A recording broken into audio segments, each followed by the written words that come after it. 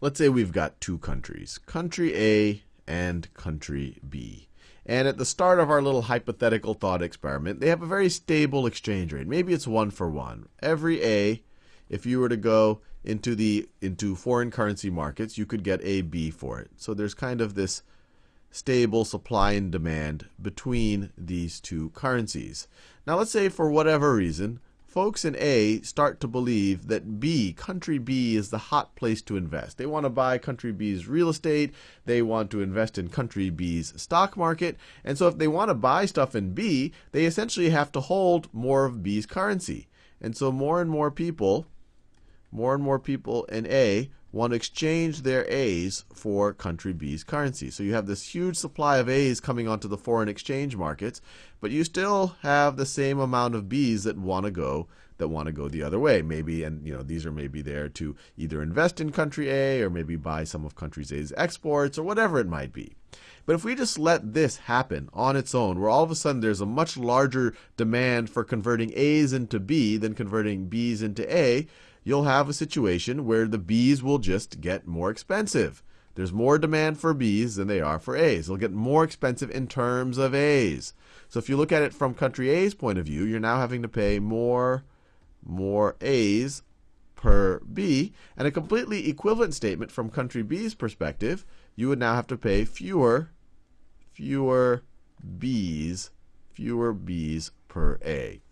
Now, let's say for whatever reason you are the central bank. You are the central bank right over here of country B.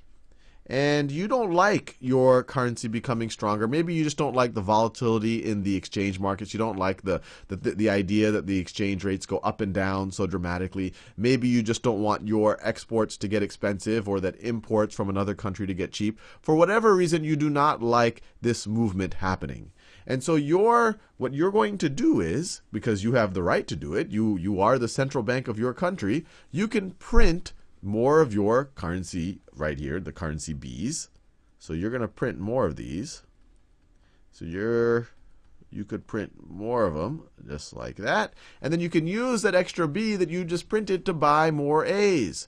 And so now you've kind of renormalized the supply and the demand for B's.